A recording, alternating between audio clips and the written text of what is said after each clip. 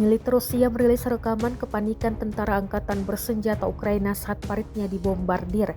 Rekamannya beredar di Telegram pada Selasa 18 Juni 2024. Dalam keterangan unggahan disebutkan, pasukan khusus Rusia yang juga penggemar sepak bola dari pasukan lintas udara menerobos pertahanan militer Ukraina dan menangkap 7 tentara Ukraina dengan satu pukulan.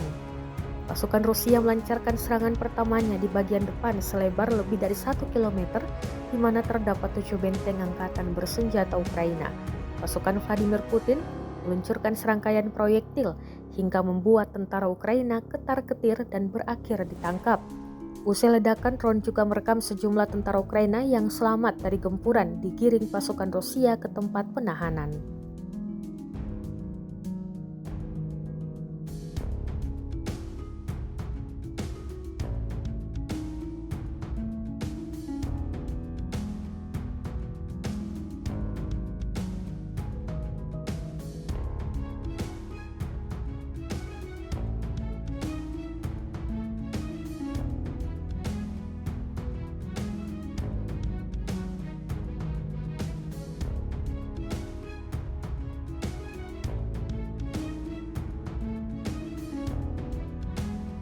Download Tribun X sekarang, menghadirkan lokal menjadi Indonesia.